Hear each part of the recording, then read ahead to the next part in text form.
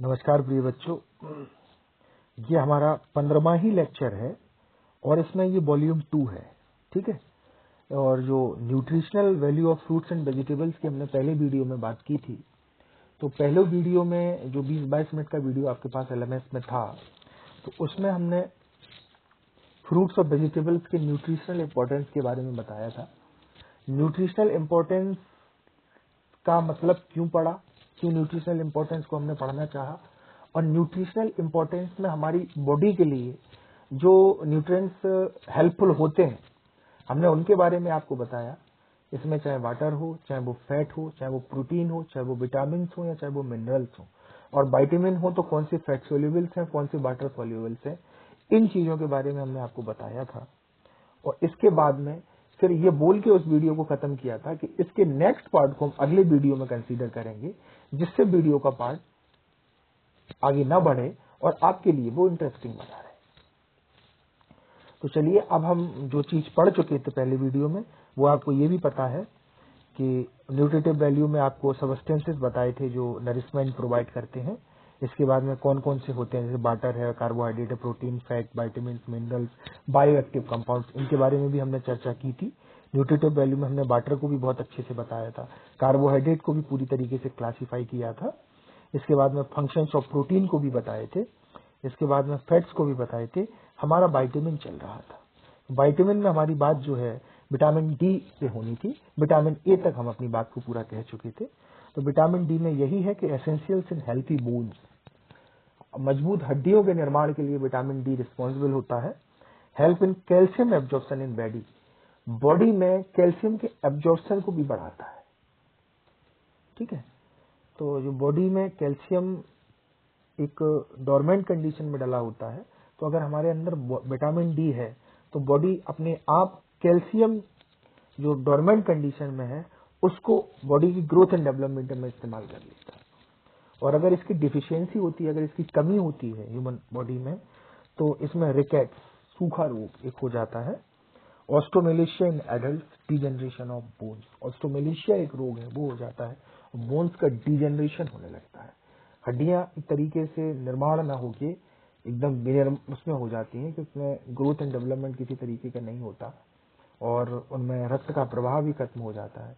हड्डियां सूखने लगती हैं, एक दूसरे से चिपकने लगती हैं, उनका फंक्शन, उनकी इंटरनल एनाटॉमी जो होती है वो बिल्कुल डिसबैलेंस हो जाती है, और मैं कह सकता हूं कि स्टॉप हो जाता है ब्लड का सर्कुलेशन, और वो किसी भी तरीके से वर्क नहीं करती।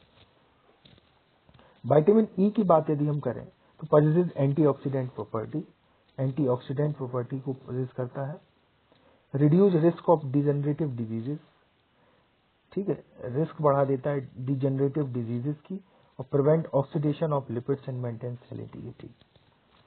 अब अगर हम डिफिशियंसी की बात करें तो enhance fragility of red blood cells and increase urinary excretion of creatine inducing muscle damage, muscle की भी डैमेज हो जाता है, यूरिनरी भी प्रॉब्लम बहुत ज्यादा होने लगती है, और इसके साथ साथ ब्लड सेल्स की फ्रेजिलिटी, तोड़फोड़ होने लगती है। ब्लड सेल्स जहां कटा फटा अगर हो जाए, कट जाए कुछ, तो मतलब थक्का नहीं जमता, क्योंकि आरबीसी उस समय पे वर्क करना बंद कर जाता है जब विटामिन ई नहीं बॉडी में प्रेजेंट होता है उस कंडीशन में। नेक्स्ट यदि हम बात करें विटामिन के की,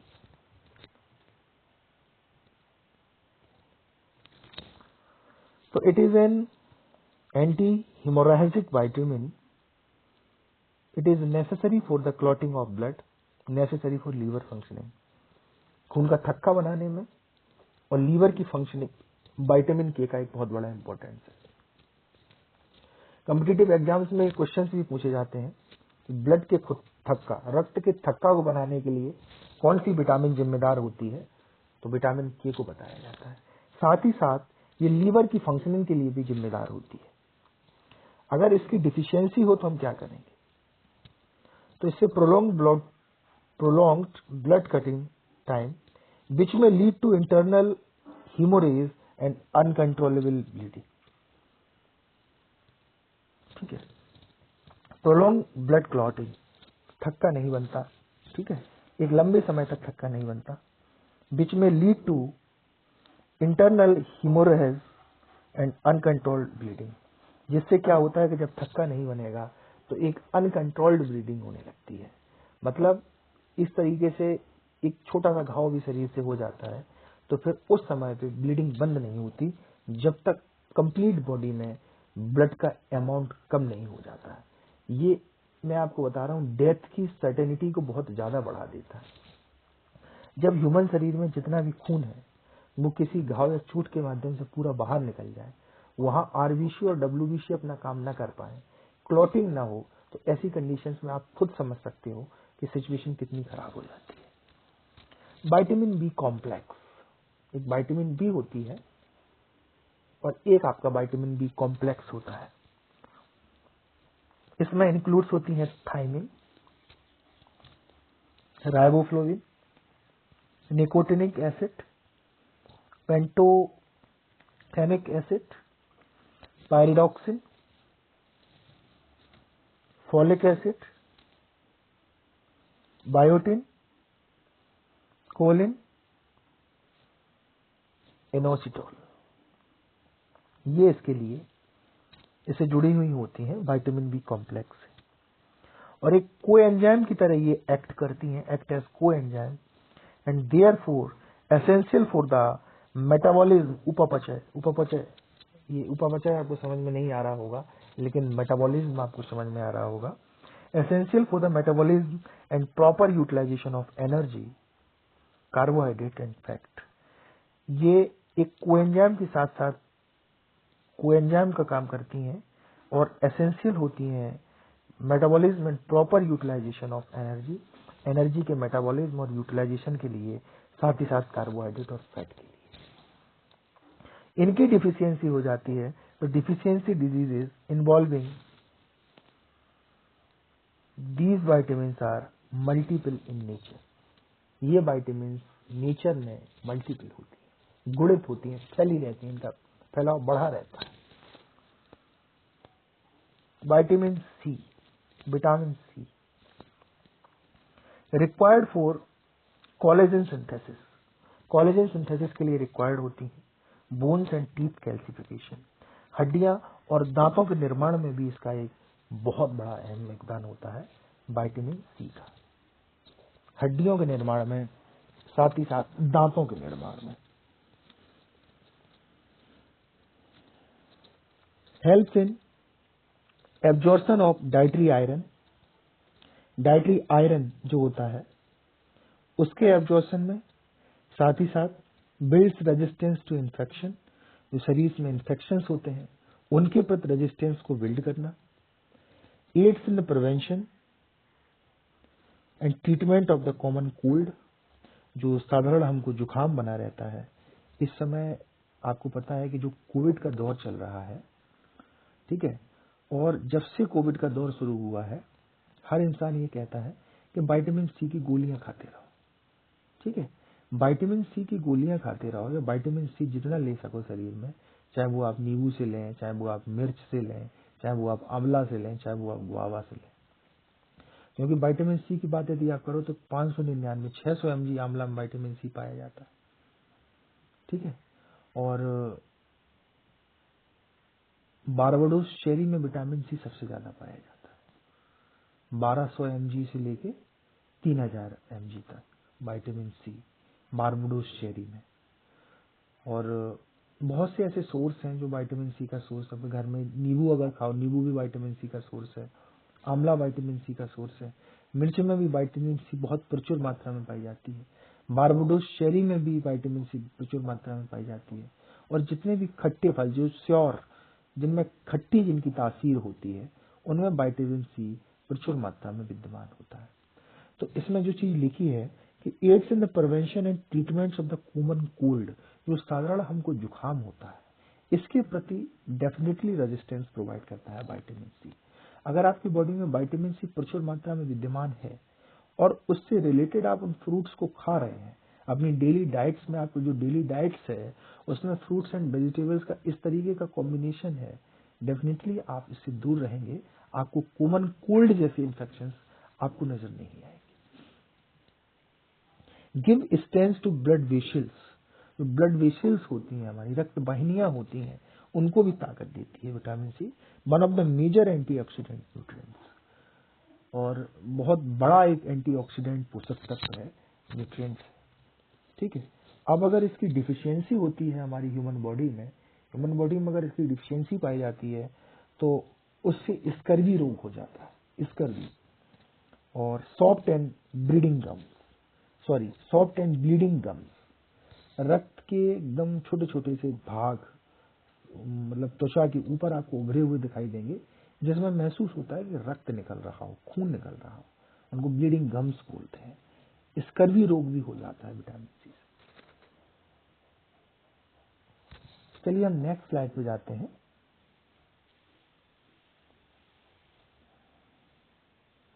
अब हमारा है मिनरल्स। कौन कौन से मिनरल्स हैं, क्योंकि जब हमने nutritive value of fruits and vegetables की बात की थी तो उसमें मिनरल भी एक हमारा कंपोनेंट था। तो मिनरल में है हमारा कैल्शियम, फिर हमारा फॉस्फोरस, फिर हमारा आयरन, आयरन के बाद सोडियम, सोडियम के बाद में पोटेशियम, पोटेशियम के बाद में मैग्नीशियम, और मैग्नीशियम के बाद में जिंक। ये चीजें इंपॉर्टेंट हैं। कैल्शियम हुआ, फॉस्फोरस हुआ, आयरन हुआ, सोडियम हुआ, पोटेशियम हुआ, मैग्नीशियम हुआ और जिंक हुआ, ठीक है। अब इनके बारे में हम बात करेंगे नेक्स्ट स्लाइड में। ये पूरी डायग्राम पूरा एकदम टेबुलर फॉर्म में हमने बनाया है। मिनरल्स हैं एक साइड उनके फंक्शंस हैं। सबसे पहले हम बात कैल्शियम की ही कर लेते हैं। Calcium, formation and maintenance of skeleton और टीथ। स्केलेटन एक त्वचा का प्रकार होता है और टीथ मतलब दांत, इनके फॉर्मेशन, इनके बनाने में और मेंटेनेंस, इनके रखरखाव में कैल्शियम जिम्मेदार होता है। कॉन्ट्रैक्शन ऑफ मसल्स, जो मसल्स होती हैं हमारी मांसपेशियां होती हैं, and normal functioning of heart and nervous system. जो नॉर्मल फंक्शनिंग है हमारे हार्ट की, हमारे हृदय की और नर्वस सिस्टम की, ये चीजें भी कैल्शियम से रेगुलेट होती हैं। Normal functioning of heart and nervous system. Next है हमारा phosphorus, for healthy bones and teeth, component of nucleic acid, help in cellular metabolism of nutrients. फिर है हमारा iron, essential for formation of haemoglobin, of red blood sales, of blood and transport of oxygen, necessary for various oxidation reduction reaction in the body. बहुत से जो oxidation reductions होते हैं हमारी body में, उसके लिए आयरन रिस्पॉन्सिबल होता है। Potassium, in conjunction with sodium, it is necessary to maintain osmotic balance. हमारे शरीर का जो ऑस्मोटिक बैलेंस होता है उसको मेंटेन करने में मदद करता है, and keep cells in shape. Magnesium की यदि हम बात करें, required for cellular metabolism, cellular metabolism के लिए रिक्वायर्ड है। Present in bones along with calcium, bones में मौजूद रहता है कैल्शियम के साथ मैग्नीशियम। कह सकते हो कि भाई बहन है कैल्शियम और मैग्नीशियम, दोनों एक दिशा और दशा में काम करते हैं, कैल्शियम मैग्नीशियम। नेक्स्ट यदि हम बात करें bioactive compounds of phytochemicals. Bioactive कौन कौन से कंपाउंड्स हैं? These are the substances present in foods at low levels that may have a role in health maintenance in humans, ठीक है। Have antioxidant properties. Major phytochemicals, जो major phytochemicals हैं वो सबसे पहले आपका कैरोटीनॉइड है, जिसमें कैरोटीनॉइड्स में लाइकोपिन, ल्यूटिन, जीजेंथिन और बीटा कैरोटीन पाए जाते हैं। पॉलीफिनोलिक्स में है आपका फ्लेवोनॉइड्स, फ्लेवोन्स और एंथोसाइनिन।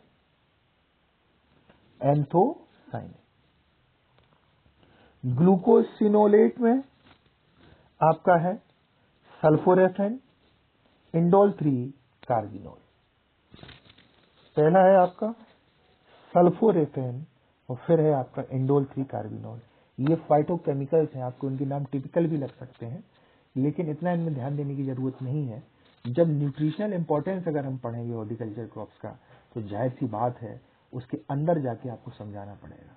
भले ही आप उसको रटे हैं ना रटे, केवल आप पीपीटी को देखें, वीडियो को देखें और ये जाने कि ये सब चीजें फ्रूट एंड वेजिटेबल के बीच में पाई जाती हैं, उनके न्यूट्रिशनल इंपॉर्टेंस के दायरे में आती हैं। ये चीज तब भी हमको पता होना चाहिए। और इसके बाद में थायोसल्फाइड्स की बात करें तो थायोसल्फाइड्स में एलीन है, मैथीन है और एथीन है। ये थायोसल्फाइड्स में पाए जाते हैं, एलीन, मैथीन और एथीन। नेक्स्ट बात यदि हम करें डाइटरी फाइबर की, तो डाइटरी फाइबर में आपका लिग्निन है, पेक्टिन है, सेल्यूलोज है और डाइटरी फाइबर है। Lignin, pectin, cellulose, dietary fibre. Next है आपके मिसलेनियस में सेलेनियम है, फाइटोस्ट्रॉल है, स्टेनॉल है और सैपोनिन। ये 4 तत्व इसमें विद्यमान होते हैं।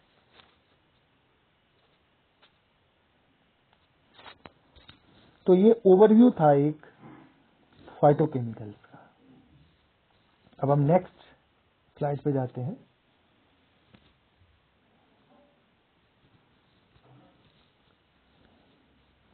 Nutritive value of raw potato with peel as per 100 gram.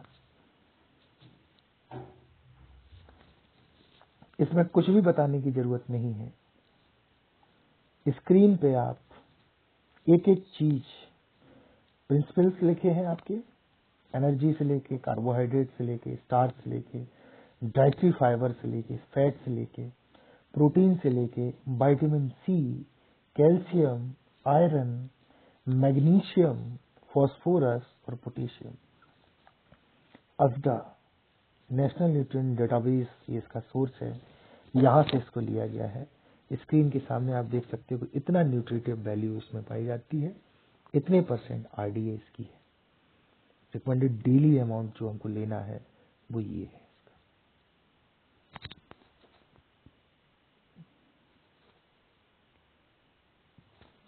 Next है health benefits of potato. Potato is a wholesome food and a person would not be hungry at all for some hours after eating potato. जाहिर सी बात है। It contains carbohydrate which is a good source of energy. They facilitate easy digestion. So if you are suffering from diarrhea, eating potato is best.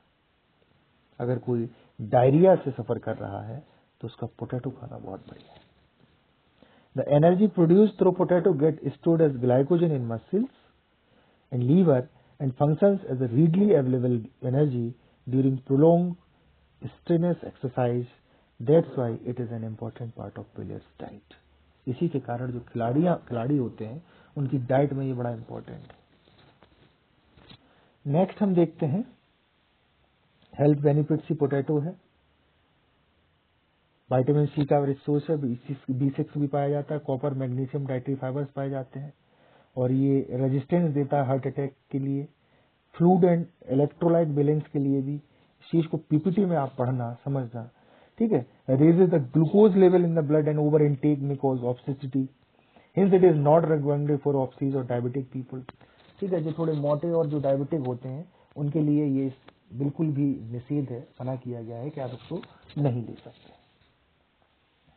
इस तरीके से mango को बताया गया है। मैंगो का भी हम नटसेल में आपको बता देते हैं कि विटामिन ए के लिए बहुत ही इंपॉर्टेंट है, विटामिन ए के लिए। और इसमें blood builder, good anaemia due to high iron content. तो जो न्यूट्रिटिव वैल्यू है फ्रूट्स एंड वेजिटेबल्स की, पीपीटी भी आपकी अपलोड है इससे रिलेटेड, 2 वीडियो भी आपको दे दिए गए हैं। और जो शनिवार को क्लास आपकी होगी वो हम nutritive value of fruits and vegetables पे रख के वेबिनार में पूरी चीजों को इंटरेक्टिव बना के आपको पूरा चीज बता देंगे। अब हमको ऐसा लगता है कि इस वीडियो को हमको खत्म करना चाहिए और nutritive value of fruits and vegetables जो एक टॉपिक है आपका यूनिट फर्स्ट में, उससे रिलेटेड एक पूरी पीपीटी, 2 वीडियो और एक वेबिनार आपका हो गया है जो सफिशिएंट है। अब अगली क्लास में एक नए टॉपिक के साथ आपसे मुखातिब होंगे। नमस्कार।